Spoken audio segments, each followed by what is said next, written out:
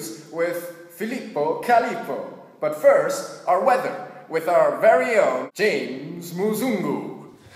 The weather today will be sunny but partially cloudy. It will be highs of 24 degrees Celsius during the day, as well as 18 degrees lows during the night. Have a wonderful Venetian day. Back to you, Filippo.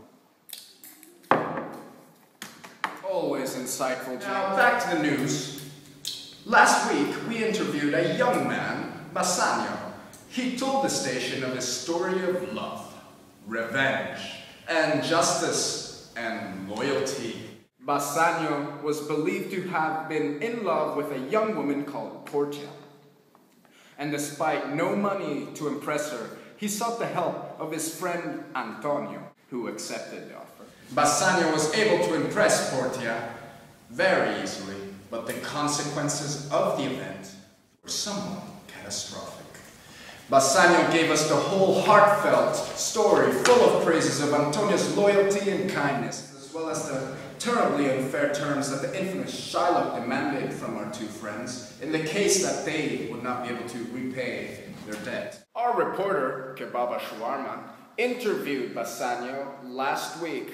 Let's take a look. So, Bassanio, tell us more about the bond Antonio made with Shylock.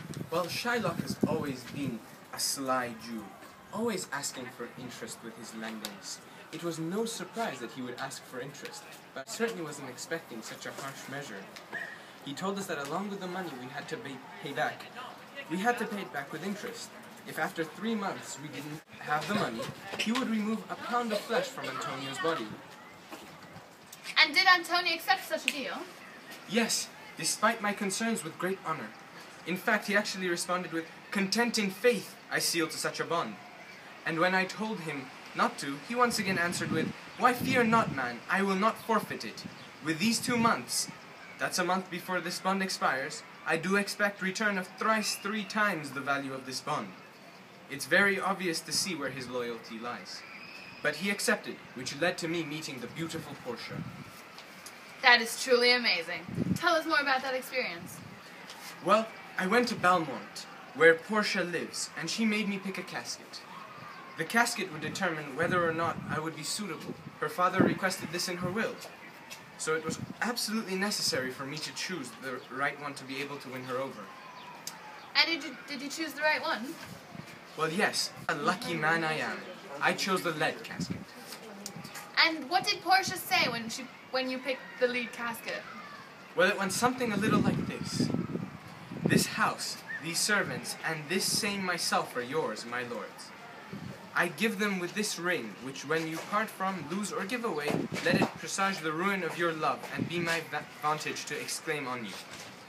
After Portia and I got married, Gratian married Nerissa, Portia's lady-in-waiting. What a wonderful, heartfelt story. I thank you, Bassanio, for coming on our morning show at VPN to share your experience with the early birds of Venice. We hope you enjoyed. That was a very interesting story. Thank you very much.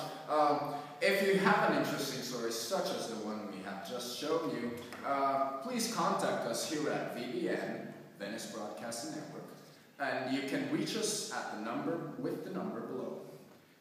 Back to the story, Bassanio recently called the station to inform us that Antonio's ships did actually get lost at sea.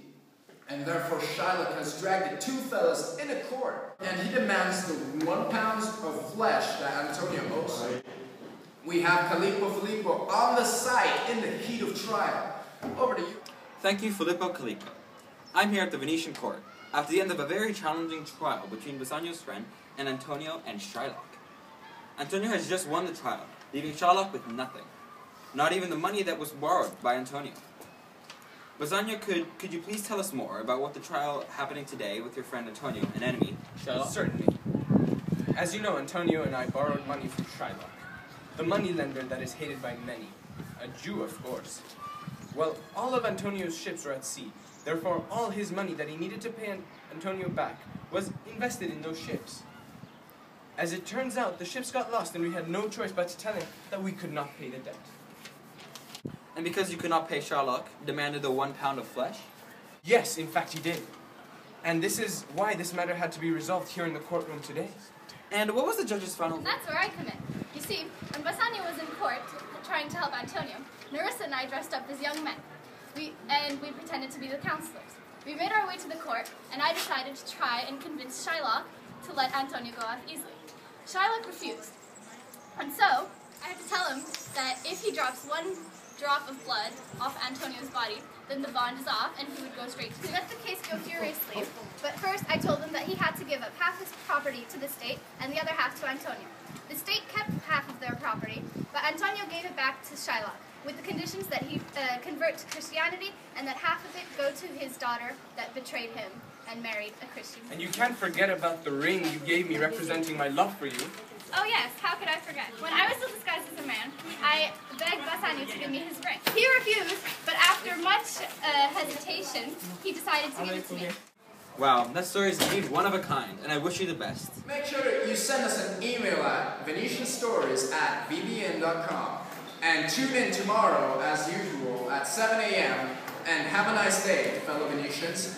Truly yours, Filippo Calico at